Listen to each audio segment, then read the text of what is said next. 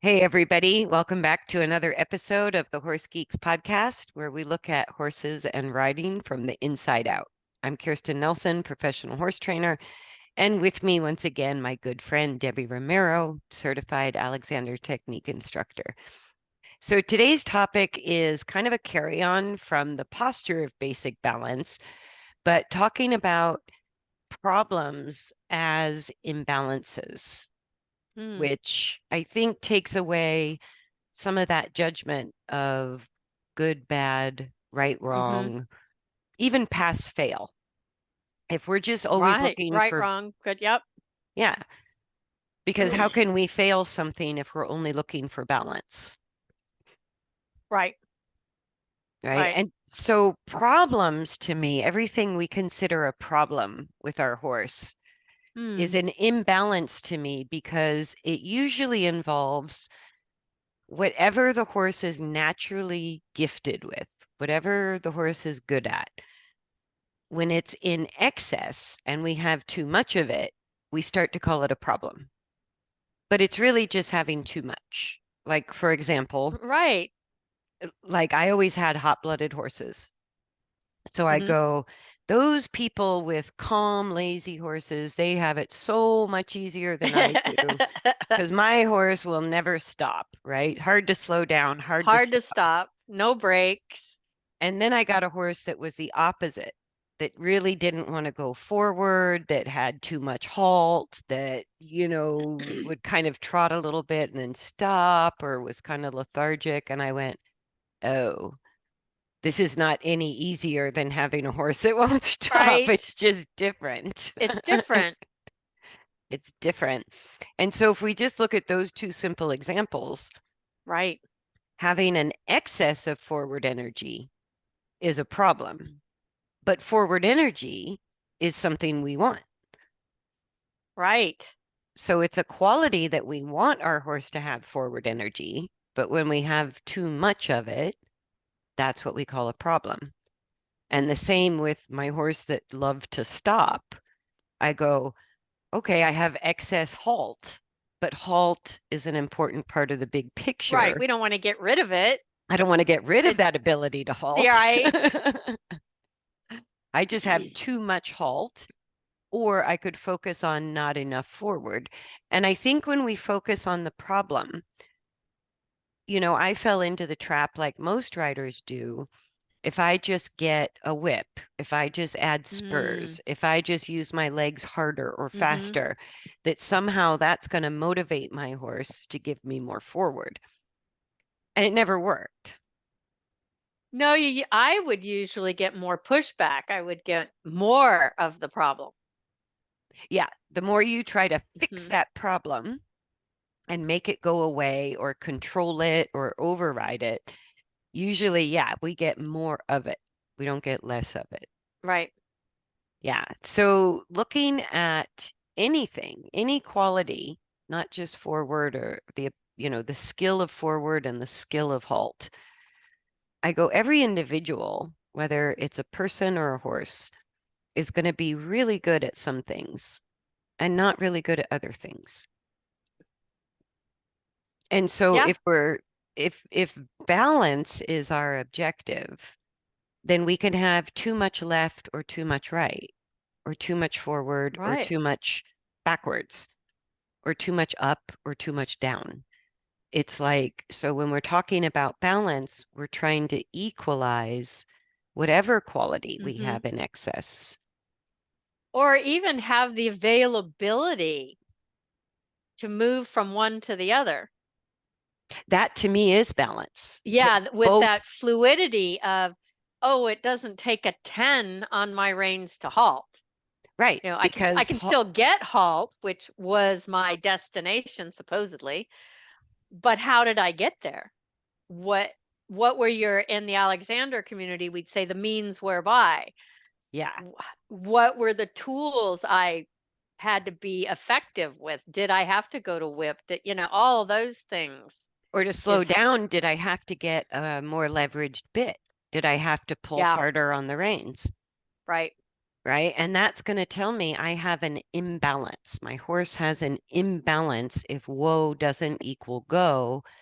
And if whoa and go are not equally available, then Exactly. I have an imbalance. I'm going to have excess go or excess whoa.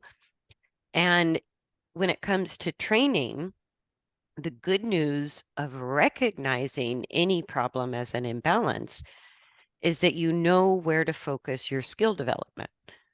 Good point. Because if my horse is hard to stop, then I'm going to have to keep increasing leverage if I don't develop the skill of whoa inside my horse. Yeah. And I've worked with horses that have run through insanely strong bits, an Oh, I used insane to use a amount of double rein twisted pressure. snaffle, and that didn't work. It So didn't go slow my ahead. horse down at Didn't all. slow my thoroughbred down whatsoever. So No, and in fact, it's not the bigger bit theory that works for no, sure. I used a double twisted wire snaffle on my off the track thoroughbred, and the harder I pulled, the faster he went. Yeah. And it was like, oh, because they're trained to go faster when you pull the reins, I think even, that's, yeah, that's a great point because I have two off the track thoroughbreds here right now. They have no idea what turning right is. yeah, Yeah. I mean, something that we take for granted as, oh, that should be available yeah. is a whole new learning thing for them. Like, oh my gosh, go what? Go which way? How do I do that? How do I move my feet? Yeah, and I think even the concept of with if balance is the goal, we see where our horse is struggling rather than where our horse is being disobedient. Say that again. Oh, We see. start to look at our horse a little differently Uh-huh. in that the problem is not our horse acting against us. Oh, don't take it personal. Yeah. Don't take it personally. It's not it's not about you. Yeah. And well, it can become about the person. If the True. person, punishes, then it can become against the person. But if we move past the sort of primal thoughts of Mm, obedience and punishment and and right, dominance, wrong, and right, wrong, yeah. if we go, oh, maybe this is an imbalance. Mm-hmm. What do I have too much of? Or what is my horse offering too much of? This horse is offering me halt every 2 strides. I go, that means my horse is really good at halt. Really did something. Really good at halt. Not so good at forward. So Exactly.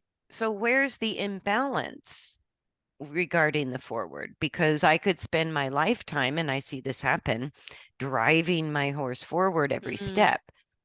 And that only yeah. lasts as long as the rider has the energy. That's a good point. But the And then it horse, usually gets to frustration and, it escalates. yeah, because it takes a lot of effort to Hmm. make the horse go forward every stop when internally the horse goes, hey, I'm really good at halt. Let's try halt. Hey, how about halt? What about now? What about now? We could halt now. Are you ready to halt? I know that. I Yeah, knew that. yeah. I'm good at that. And so if we take that as, okay, we can put that in the box of already have that skill. Hmm. Now, what's the opposite skill of halt or whoa is go. So then we start to ask better questions. We go, is my horse comfortable moving forward or Mm, uncomfortable? Is good that the point. issue? Is that the imbalance? Right? Maybe there's a pain issue. Maybe it's just he's not very good at it. Maybe Or like the off the track thoroughbreds I'm working with, there's not the memory or the muscle coordination for slowing down. for slowing down or turning right, or has not been taught to stand still at the mounting block. That too.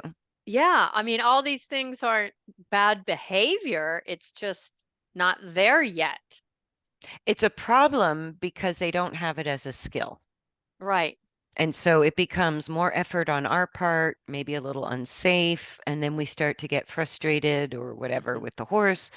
And if we just sort of take a step back and go, I have too much of this, which means I don't have the opposite thing as a skill. Otherwise, go and whoa would be equally available. Turning left and turning right would be equal and available. But if turning right takes 10 times the effort it takes to turn left, then I have Mhm. an imbalance, Right. right? It's not a personal thing. It's a body thing.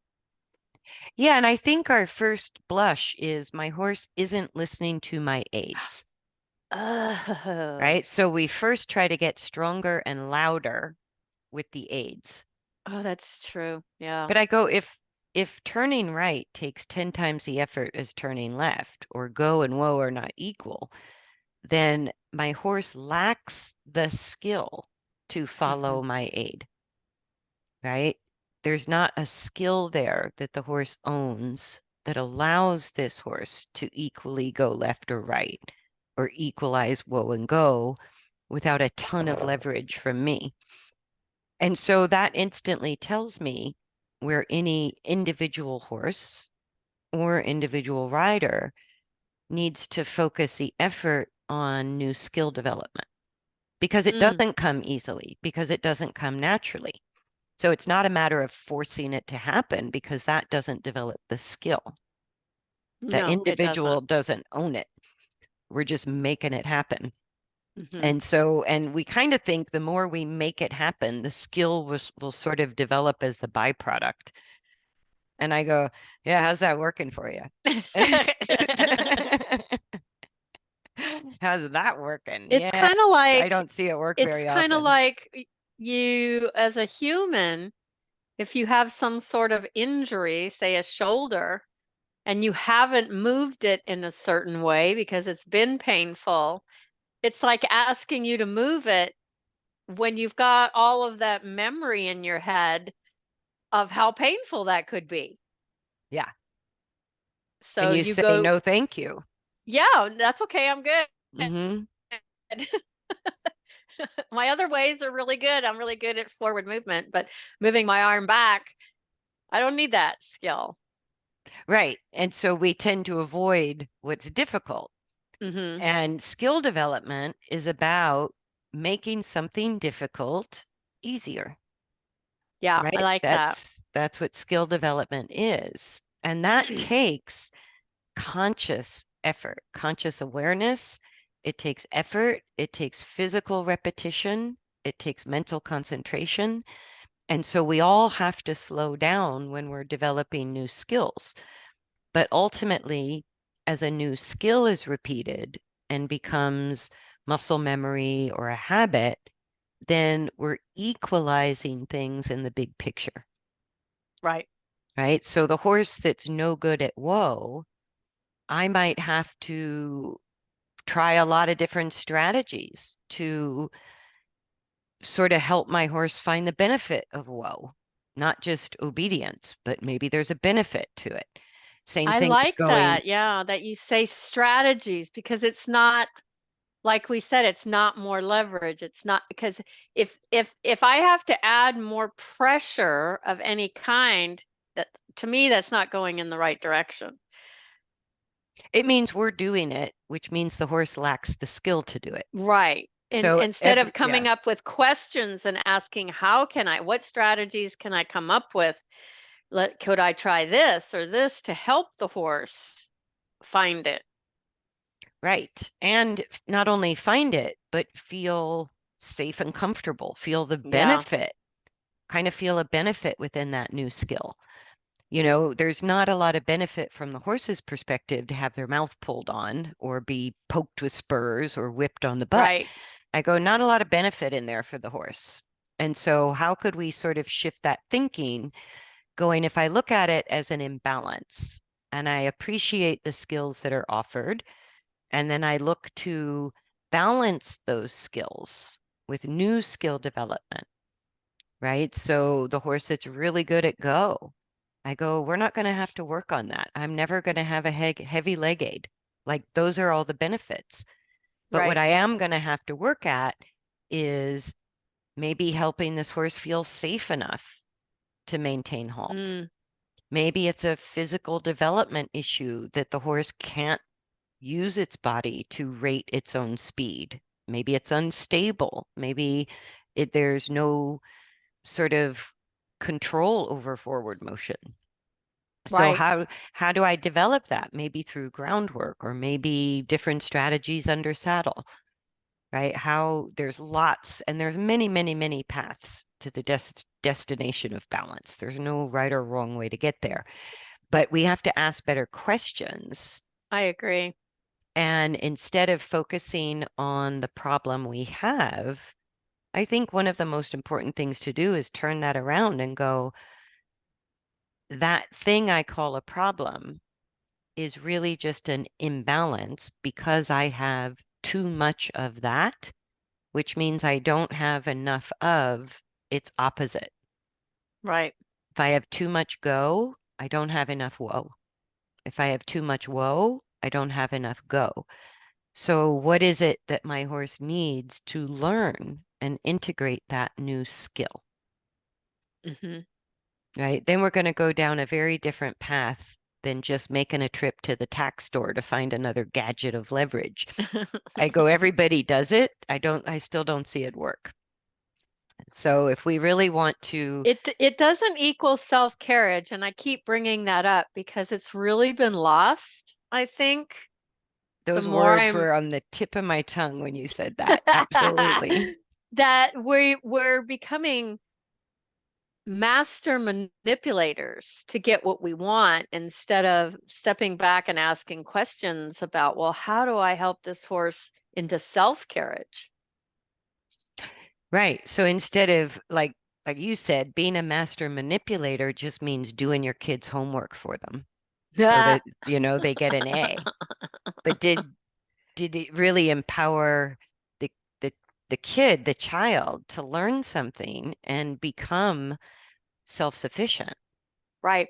Right. So teaching is very different than doing or forcing someone else to do something. Teaching requires a lot more finesse, a Mm. lot more subtlety, because you're sort of looking at how do I help the other learn to develop new skills, to Yeah, own something that doesn't come easily. it's kind of like in my work, it doesn't help for me to put the human's body where it needs to go unless I'm giving instructions on how the person can get there themselves. Right. That's the difference Yeah, between getting a massage or a chiropractic adjustment where it gets done to you. right, It doesn't really alter the coordination through the nervous system. So you keep having the same problems, or people right. keep having the same problems over and over, having to go back to the massage therapist or back to the chiropractor Hmm. because the nervous system and the habit of movement hasn't changed. Where, Exactly. And it's habitual. Like you said, the habit of the way we use ourselves is powerful, oh, and deeply ingrained.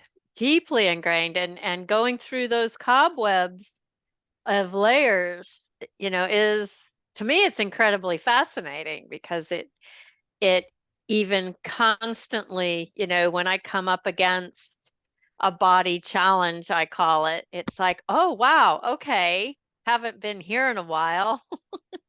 What tools do I have in my tool belt? What strategies, like you were saying, can I maneuver myself better? Right. Yeah. Which is a very different way of thinking. And I think at first can be a little bit confusing or maybe overwhelming Mm. because, even Mm-hmm. considering that the thing our horse does to us has nothing to do with us and is just an imbalance, nothing bad, nothing good, nothing bad. It's just too much of this or too little of that.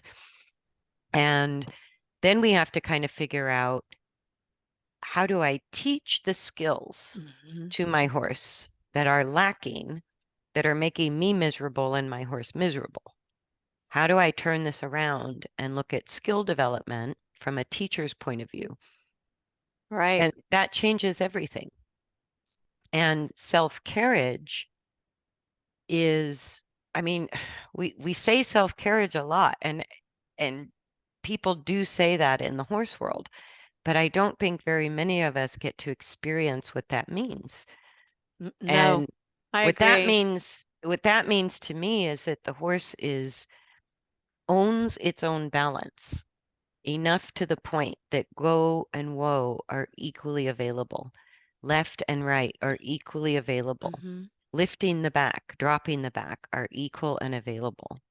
And that it Engaging, comes, yeah, disengaging, it equally comes with available. that honor of safety, as like you say, the learning frame of mind. It's in that parasympathetic state Yeah. that that to me is where the true self-carriage is all of that stuff is available Or in as you each. say, it's under your conscious control. Yeah.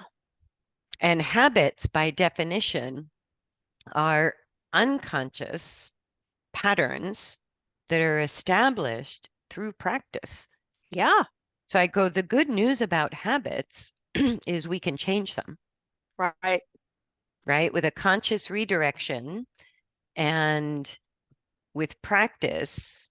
So I would say, like, to build a new habit, we first have to go, what new skill do we need? And then the amount of repetition that it takes to shift a skill into a habit is a little bit unique for every individual, Hmm. but it's going to take some time. Hmm. We know that changing habits is not easy, but it's sort of that going from a conscious direction of the body over and over, and it becomes a new habit, and then it becomes unconscious again. It just Hmm. becomes the way we do it. Right. And I always find that so fascinating that it's like, I think there's cycles of learning I saw somewhere. I don't know who to give credit to, but the first stage of learning is unconscious incompetence. I like that. We don't know what we don't know. That's like a infant or something, just full of exploration. Yeah. Yeah. And a horse that can't control, that has too much go or too much whoa, they're not conscious, maybe necessarily, that they can't control the whoa or the go, but it's still a problem because of the excess. So bringing conscious awareness to what we don't know or what we didn't know or didn't think of is always the first step of change. So Yes. we go from unconscious incompetence, not knowing what we don't know, to the next layer of conscious incompetence. Oh my God, now we just figured out Look what what I we found don't what I'm know. doing. I know. I'm doing what? Yeah. And I tell people that the first thing is to acknowledge the habit, Yeah. to When be we aware become, of, am I really doing it like that? Really? yeah, Yeah. And to just, with our work, is inhibit that if you can. It doesn't, there's no right or wrong, but just knowing that you're doing it and inhibiting it is the beginning of making changes. yeah, or I find so much freedom in the thought that instead of thinking my horse is crazy and disobedient, Mhm. my horse that won't slow down, I can now go, oh, we're not very competent at the skill of halt. Yeah. Let's work on that. We're not very competent at control over forward motion. Let's look at that, right? Right. And go, okay, now Right. I'm conscious at what we're not good at, Yeah. right? And that actually directs us to spending our time on something really useful, a skill that actually starts to balance the individual moving towards self-carriage. So all of a sudden now I go, I have way too much go. That's fine. My horse is really good at go, but not so good at whoa. So we're going to work on whoa. And then we go into the stage of conscious competence, which is with a lot of, I guess, brain power, a lot of Mhm. mental focus. We begin to develop the new skill called woe with a lot of practice, a lot of errors, a lot of forgetting and repeating and redoing it and starting over. We're now becoming consciously competent at a new skill, Mhm.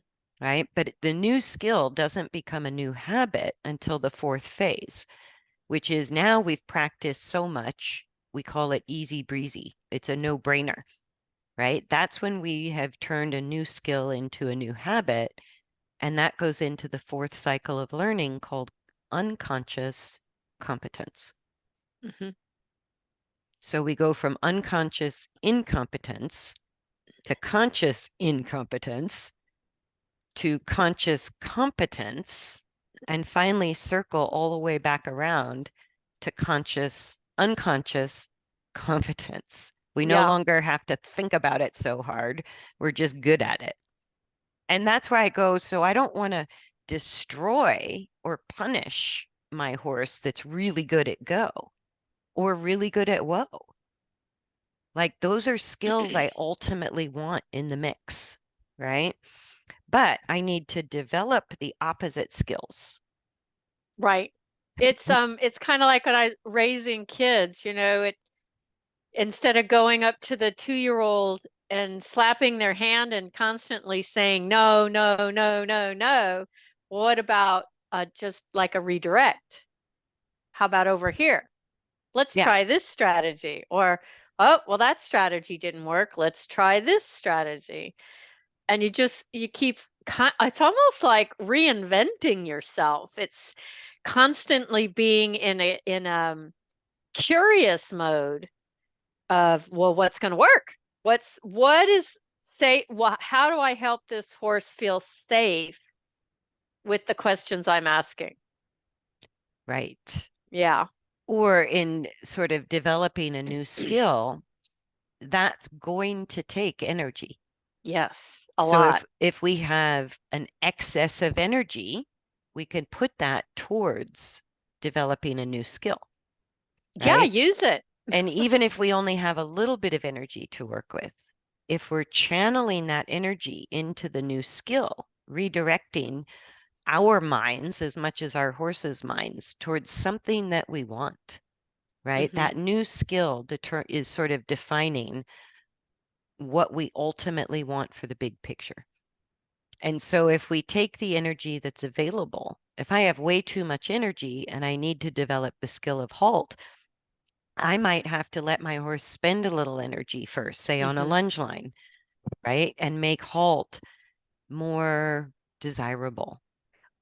But Exactly. I don't need to chase my horse around on the lunge line, right? Because then I'm destroying the thought that halt is even Halt is available, okay. Like the 2-year-old kid. Yeah. right? Or just That channel, just, yeah, discovery is a good thing. And maybe that's another podcast, but allowing the horse to discover. yeah, or the Um, horse that has too much woe, I'm not going to have a lot of energy to work with, exactly. right? So asking for a ton of energy is going to be exhausting to the human too. Exactly. Yeah. But what if I apply the leg aid and then I take however many steps the horse offers with Hmm. my legs off, with the spurs off, with the whip off, and even if I'm only getting 2 or 3 steps at a time, there's relief in the forward motion rather than discomfort in the forward motion. Or So, the constant or the constant, what I call like overstimulation. well, you can't generate energy for the horse. You've got what you've There you got. go. Yeah. You've got what you've got. So you either learn to work with it or you're doing your horse's homework and they're not going to Yeah. learn anything, Yeah. right? When you, So yep. the more aids we have to give, the more we're doing the homework for the new Hmm. skill for our horse. They've got to do their own homework if we expect them to learn a new skill. So I go, I can motivate, I can say using a whip or my leg aid or whatever, could you please move forward? And then if I don't have a lot of energy, I'm probably not going to get a lot of steps forward.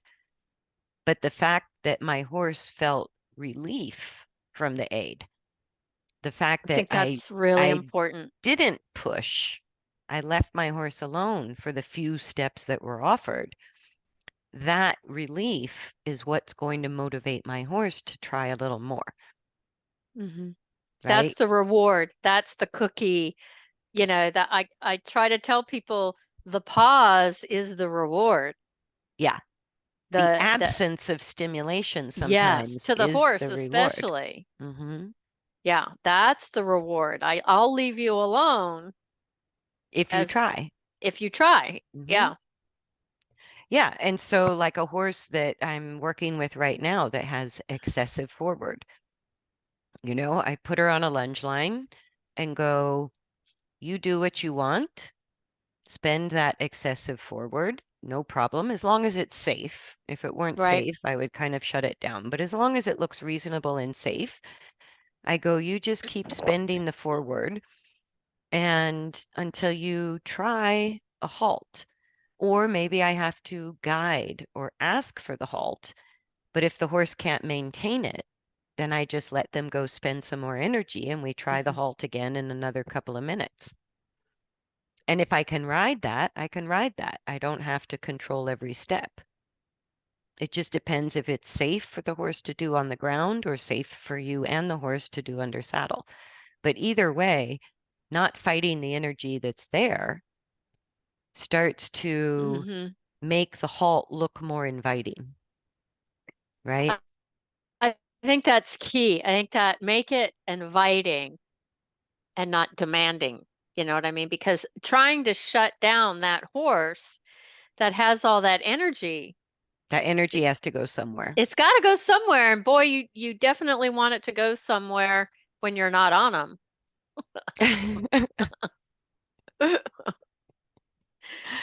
Yeah. And then the same thing like you were saying, the left is easy, but the coordination for turning right is just not there. It's just not there. They have like deer in the headlights look at me like I have no idea. And that's no different than, me as a right-handed person suddenly going, can I do any single ordinary habitual task with my left hand? Right. Now that's going to take some mental awareness, some Hmm. focus, some concentration, some energy, and a boatload of practice Yeah. to get as good with my left hand at daily routine tasks as I am with my right hand.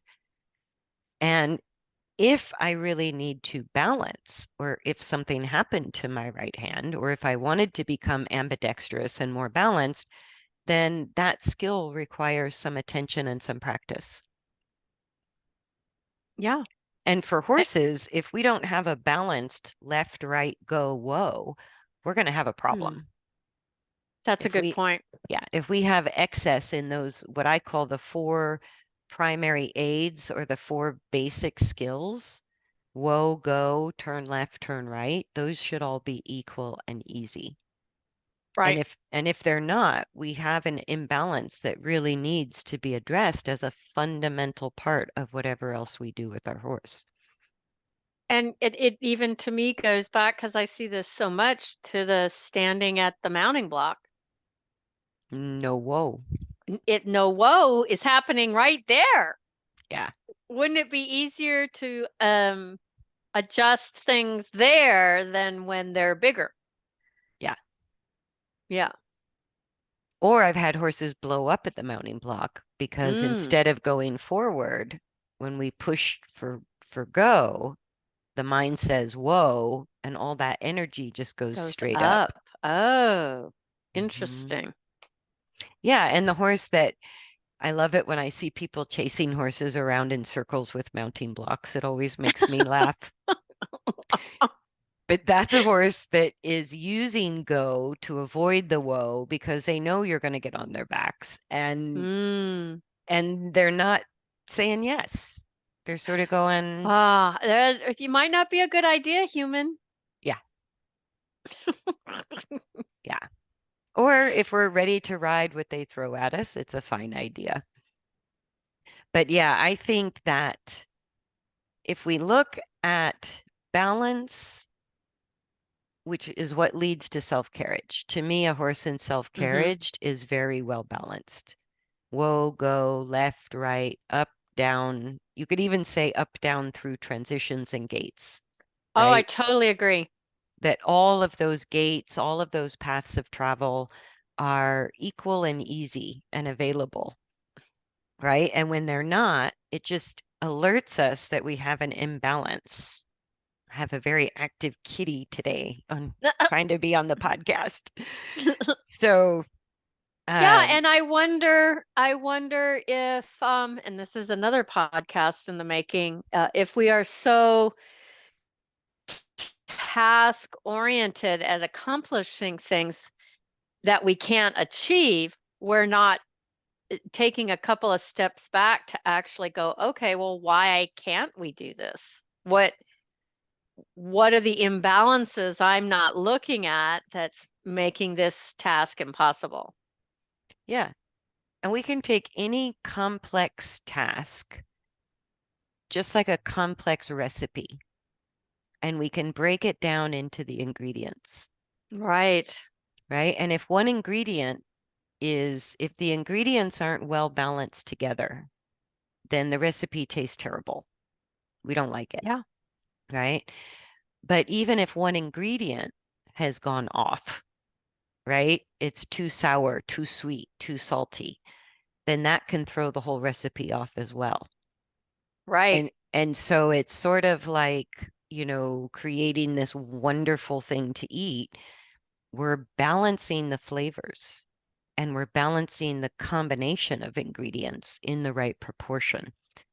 And, that's the same thing that develops self-carriage or a horse that's just delicious to ride, that just feels so good to ride that we want to ride that horse over and over because when everything is balanced and the proportions are right, it's easy to ride that It's horse. easy. It's kind of like my old mare. I just love being able to throw a halter on and jump on her bareback, you know? It's like, oh gosh, this is wonderful. This is such a no-brainer. Yeah. As opposed to the horses that just came in for Yeah. rehab, they've Yeah, it's got like, too much of this, woohoo! way too much of that. Yeah. Way too much of It's this, not great to enough just of at the that. end of the day just go pop on a horse and go, "Oh yeah, this is what we're looking for." Yeah. Yeah. Yeah. And even that can always be refined and improved. It's sort of a never-ending journey into refinement of the body and the mind in balance. And that can be tuned Yes. to very minute degrees, right? And Yeah, to and we me, even that's, in the Alexander community, we would every week in school, somebody was to bring an activity to do. So even something you think, the pole for me on the ground, thinking, oh, I'm ready, and then I get a new stimulus and I completely fall apart. So, you can play with refinement. That's a great place to be able to play with, oh, I could tune that just a little bit better. It may be even a task like sweeping, I was going to say mucking for me. mucking for I am everybody. in That such a bad refinement of, habit. oh, I can do it left-handed or right-handed, and I don't know I can't feel the difference. Yeah. I don't know that I'm changing that. Yeah. And Yeah. changing my habit of mucking was so frustrating because I'm like, oh, this is so slow. It's so slow. This is I don't have time. slow. Yeah. All of those little voices in your head. Yeah. Um, And it wasn't until I had like a chronic low back pain from mucking that I was like, I better change this because this is not sustainable. And I'm sure that's what our horses think with little issues of discomfort that need to be changed that we're not addressing until they start to mm, manifest into bigger and bigger problems. And so we can go from complex to simple, And then we can go from simple back to complex. Hmm. But balance is at least consistent in that we're always adjusting. We're balancing what comes easy. Whatever is offered in Mm, excess, we need to balance the opposite quality with skill development. And then yeah. once you get those skills developed and you just repeat them, you have a new habit that equalizes both sides of that quality, right? So too fast, too slow becomes equalized whoa and go that's available as needed. Just Hmm. like the brakes and the accelerator in our car. You wouldn't want to have a car that had excessive brakes and no accelerator. And you wouldn't want a car that had a really sticky accelerator and bad brakes, right? Neither one is going to be a safe or fun car to drive. You're going to be struggling a lot. So instead of like, using more force in our car, we fix it. We Right, repair the problem. right. And that's kind of how I look at horse training is I go, we need to develop skills in order to repair this imbalance that's creating a problem, Mhm. right? And when we fix a balance issue with skill development, what we get is better function overall. Completely agree. With humans too. Hmm. Yeah. It, like we said, simple, but maybe not easy, as we did in another Oh podcast. yeah, simple does not mean easy. Does not mean easy, But but I think that's how we have to address the complexity of an individual horse with thoughts and emotions and habits hmm of movement and conformation and breed and genetics. Like there's so many factors. and what they've been through. I Yeah, mean, there's so many factors that we've go so many into variables an we might not be aware individual. of. Absolutely. And they're not, even if we are aware of them, they're often not in our control. Right. So I go, we've got what we've got. But if we keep the objective simple, then we can manage the unpredictableness of the complexity, the Mm. internal response that I have to a situation versus the internal response that you have to the very same situation could be completely different Yeah. because we're both complex individuals and so We are have the different skill horses. sets. We have different histories. Mhm. So Yeah. how do we work with all that complexity? We let the complexity sort of come up to be dealt with as needed while we focus on simple concepts of balance, equalizing opposites, Be- developing skills and appreciating what comes easy. Even if we have it in excess, I think we still have to learn to appreciate. My horse has a really good whoa, a really great and whoa. I'm grateful. Hmm. And It we're kind going of to work. reminds me of your dressage horse you have when you ask for simple balance. He's like, "Oh, but I can do this. I can Yeah, pee off." And you're just like, "No, I'm just asking for a nice walk or a straight line. Yeah. or a straight line. We don't need that upper level Let's stuff just do a because we never circle. got the basics in the first place."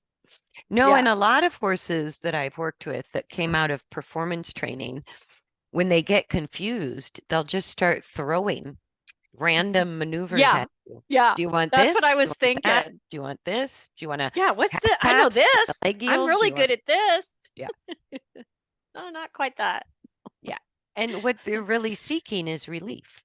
They're Yeah. seeking for, the pressure to stop. If I give you this, does the This is pressure what I stop? know. Hmm. I might not know what you're asking.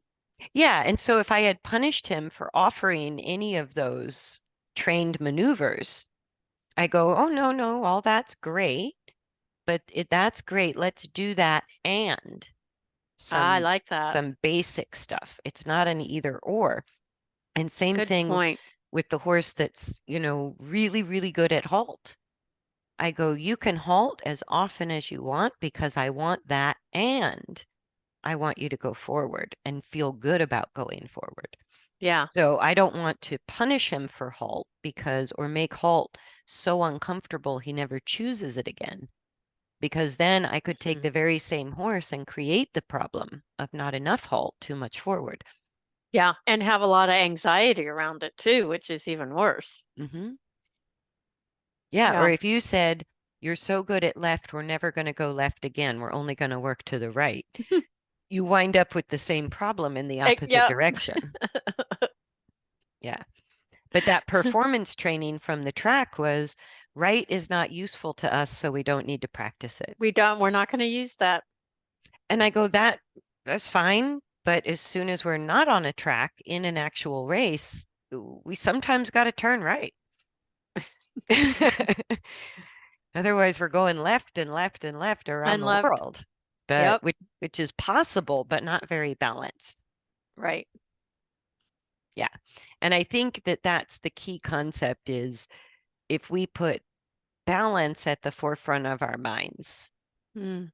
we can't fail to achieve balance. So we just put failure on the back burner because I every, think that's important because it's not with horses, with us, it's not a pass, fail, right, wrong yeah. concept anymore. And It's even to just, think in terms of excess, I go, that takes away the thought of this is good behavior, that's bad behavior, mm-hmm. because that's so subjective. It kind of depends. Or this is the right thing to do, and this is the wrong thing to do. I go, once Right. again, depends. And it totally changes. I think we were talking about this in a previous conversation with someone else that it totally changes our inner energy by changing that thought that it's not good, bad, right, wrong, Hmm. this way or the highway. It's like, oh, okay, this is presenting itself. What strategies do I have to help this horse through this? Exactly. Yeah. And so every struggle that we kind of encounter, or every bit of excess we find in ourselves and our horses, instead of making us feel frustrated or angry or Hmm. like it's a huge problem, we start to become curious. We start to learn Yeah. more. We start to get better at our own skills, or we get better in within the relationship with our horse. I think we become better listeners. We're more Mhm. of on the listening ends of the thing than on a controlling, demanding end of things. Yeah, or just talking too much. Yeah, shut up. The horses, I always tell Yeah, people that we talk way too much as far as the yeah. horse is concerned. No, and if the horses could put their hooves in their ears and yell, shut up, shut up, shut up, Shut shut up, I up. think sometimes That's they too would. much, too Yeah. much. Yeah. Yeah, because they're not, I mean, when horses play, it's a short burst of energy. And when we're riding, especially like long trail rides or performance, we're asking for quite a sustained That's a level really of good point. energy. And that can Really be good point. challenging. Like that's not their nature. Their nature is to play a little bit and then hang out with their Rest. buddies, rest, graze. That's what they love doing. But ever since I started down the path of thinking in terms of balance, my horses line up to go to quote unquote work. Like Right. they start to really love the interaction because everybody, the feeling of balance is a good feeling, whether Well, it's it's the for a same in a horse or a person. person. Yeah. It just touches the central nervous system and we can't manipulate that. Yeah, and you want to start to do more and more, the better you feel. Mhm. Yeah. And the better it feels to sort of explore and be curious and learn something. Learning becomes really fun. Like if you Yeah. look at little kids, even toddlers, the rate at which they're learning, they're completely absorbed in whatever they're doing. You don't have to, it's like people say kids can't concentrate, and I go, they concentrate just fine. Oh, they're intense, I think. Yeah, But they don't think of outcomes. No. And that I think is key. I think you Yeah, just nailed it. they don't care if they fail. They don't care if they fall on their face. They don't care what everybody else says or looks at. And us adults are like, oh, look at them. Yeah, yeah, yeah. We're encouraging and oh, you fell. Oh, just no big Yeah. deal. And why don't we talk to our horses like that? Or even ourselves. Oh, good point. Uh, uh, yeah. Those little tapes we have in our head, we may need to examine. No, and I look at horses like to me, the maybe mental capacity, I have no research whatsoever to base this on, just experience and observation. But I sort of look at them as kind of the mental emotional equivalent to a human teenager. I go, they have lots of opinions, they're pretty independent, they're smart, they like to use their minds, but they don't have a great grasp of future outcomes based Right. on current decisions. And so they just sort of lack experience with long-term consequences. That's where we come Hmm. in as the guide or the teacher or the parent, but they're not like toddlers. Like they're far more No. complex in their thinking. Hmm. And they're like teenagers in that they sort of want that independence Hmm. within a network of safety. Like they don't want to feel smothered and kept safe. They kind of Mm, like that independence of a adolescent human, but at the same time aren't quite long-term thinking enough, don't have the power of imagination to really understand consequences for some actions. right. And so that's where we can help. But I go when I sort of look at each horse like they're a teenager, then I know when to go, okay, you just figure that out. You do you, and I'll be Hmm. here when you need me.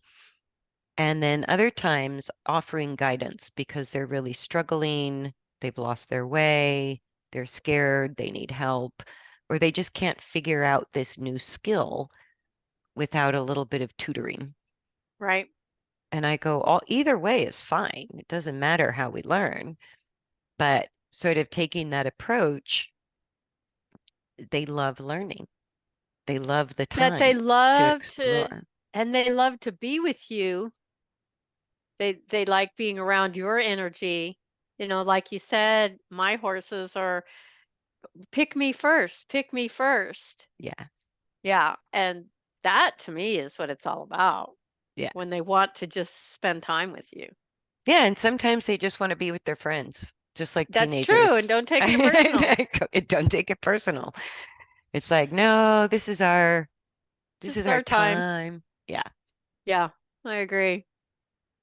So anything else you want to add? I think we can wrap it up there. I But think that's again, good. the sort of topic today of even if we just pause and take a breath and go, instead of thinking, what problem do I have? We go, what kind of things does my horse offer me in excess? Yeah. Right? That And my that horse might be a is good thing, not a bad thing. ultimately, it's always a good thing because qualities Hmm. themselves are neither good nor bad. I go, we Right. need a brake and we need an accelerator, right? We need a steering wheel that works. And right now, Yes. if it pulls to the left, we got to get it fixed so it goes Goes equally to, I left have and right. availability everywhere. Yeah. Okay. Yeah. Like And that. I think just pausing, especially when we're starting to kind of let our emotional energy Mm, ball up, yeah. that's a really good moment to just pause and maybe take a deep breath and step back and go, if I don't consider this a problem, if I look at it through the lens of balance, what do I have too much of and what do I have too little of? Which way is Right. that scale tipping? And how do I balance the scale by maybe working on some new skills that don't come so easily? Yes. And just that thought, like, just takes the pressure out of my own head when I go to Yeah. see my horse. Yeah. Yep. All right. So thanks everybody for joining us for another episode of the Horse Geeks podcast. Welcome to all the new subscribers. Thank you, thank you, thank you. And the comments and questions are always appreciated. Yes, please. Yeah, because we like to know if these conversations are helpful. Yeah. That's the point. Yes. Yes. So thanks everybody, and we look forward to seeing you on the next Horse Geeks podcast. Bye.